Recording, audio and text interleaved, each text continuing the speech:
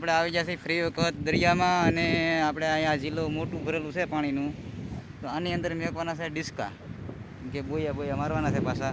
તો અચ્છા અહીંયા પીડ્યા છે આપણા બધી વસ્તુ લીધેલી છે અને આવી ગયા છે ડિસ્કા મેકવા તો હવે આપણે વિડીયો પીનારો અને હવે મેં કીધી ડિસ્કા અને માછલા કેટલા આવે પછી ખબર પડશે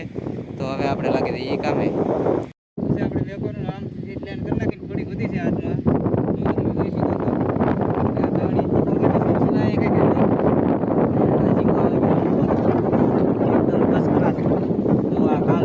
આવી ગયું છે આવું વસ્તુ તો આજ આવા ઝીંગા મારવાના છે આપણે તો જોવા એક નંબર કાંઈ ઘટે નહીં એવો ઝીંગો આવી ગયો છે કામ તો ચાલુ છે તો હવે કેટલા આવે એ પછી ખબર પડે એટલે મીડિયમ બિના રહેતો જો આપણે ઉપાડવાનું શરૂ કરી દીધું છે આ ઝાડ છે અને આમાં પાસે ખોટી આવી ગયું એક શેલું અહીંયા છે તો પહેલાં આપણે કાઢવા પડશે કાઢી સિવાય કંઈ ફેર નહીં પડે પહેલાં કાઢી લઈએ આ બધું ને વયું જાય રહી નહીં આપણે કાઢી લઈએ ઝીંગા પહેલાં હવે પૂરું થવા આવી ગયું શાકા ઓછું એવું દેખાય આમ દેખાય છે પણ આગળ ખબર પડશે જોઈ ભાઈ કેટલું આવે પેલા ફળીમાં નાખી દઈએ એક નાખી દીધું એક આ શેળવાને કાઢી લઈએ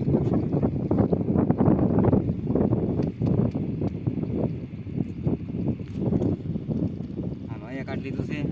એ ગયું રહી ગયો છે પકડવા પડશે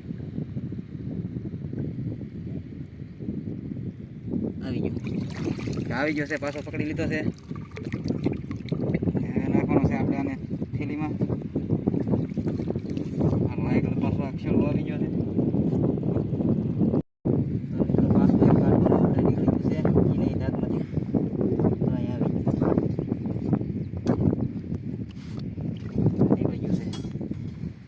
જોઈ લઈએ હજી કાંઈ છે નહીં ને હવે એકમાંથી બે નીકળ્યા છે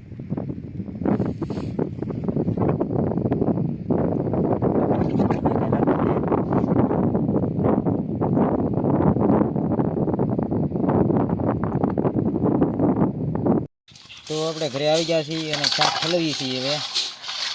જો આપણે શાક લેવા સરડી ગયો ને નીકળતું ને નીકળી ગયું છે આ છે બધું શાક એક નંબર કાંઈ ઘટે નહીં ઓહો પેશીને કાપી ગયો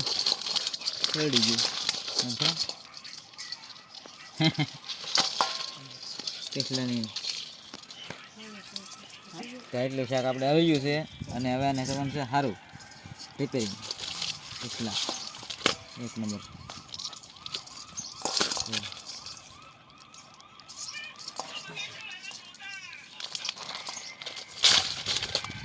લીંબુ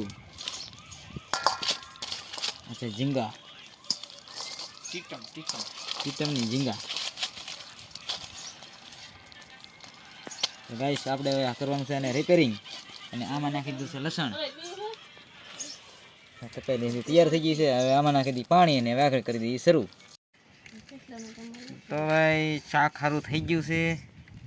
અને એક નંબર બધું થઈ ગયું છે કમાલ કમ્પ્લેટ કાંઈ ઘટે નહીં એવું અને અહીંયા રિપેરિંગ શરૂ છે હાથમાં જુઓ અહીંયા લોટ બંધાવવા મળ્યો છે રોટલી ખાવાની છે અરે અને ચોખા મેકવાના પણ છે ચોખા તો અહીંયા તૈયાર કરીને મૂક્યા છે ને આ બપોરનું ભોજન છે આમાં લસણ છે આગળ ખાંડી નાખી અને કામે મરચું આ ધાણા જીરું હળદર મીઠું એમાં આવી ગયું છે તેલ હવે આપણે નાખવા મળીએ તેલ લખાઈ ગયું છે આમાં તેલ નાખી દીધું છે આપણે હવે મેં કોણ છે ગેસ માથે ચાલુ કરી દીધું છે મેં કીધું છે શાક મસાલો પકાવવા તો આપણે મસાલો પાકવા મળ્યો છે જો ઉકળી ગયું છે ઘડી હલાવવું પડશે કેમ કે મરચું પાકશે ક્યાં લાગી મરચું પાકી ગયું છે હવે છે ને આમાં આપણે ઓરવાનું છે શાક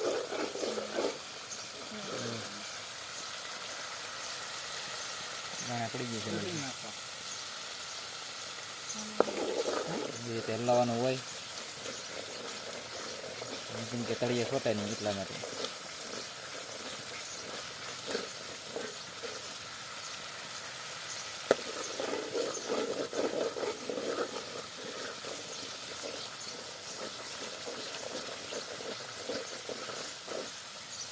ગ્રેવી થઈ ગઈ હા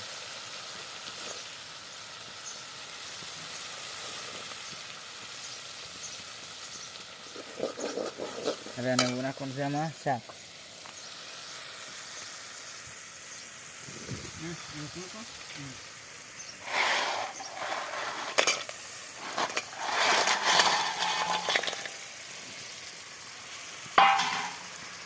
વળી દીધું છે શાક. હવે આમાં હવે આને હલાઈ નાખીએ.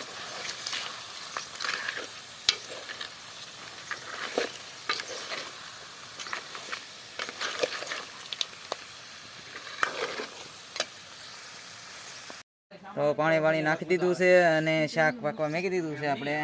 તો આમાં ટમેટા નાખી દીધા છે. બધી વસ્તુ પાકે એટલે ફૂલ રીતે આવી જવાનું છે. મિત્રો તાત્કાલિક આપણે શાક પકવી નાખ્યું છે ગેસમાંથી. જો આ સુગંધ ભરપૂર શાક બની ગયું છે અને અહીંયા બની ગઈ છે રોટલી. અને હવે આપણે એક બાકી રહ્યું છે અહીંયા ભાત પકવવાનું. તો આ બધું બનાવી નાખીએ. તો મિત્રો આપણે શાક પકડવાથી માંડીને ઠેઠ શાક બનાવી નાખ્યું ત્યાં લગીનો વિડીયો બનાવી નાખ્યો છે.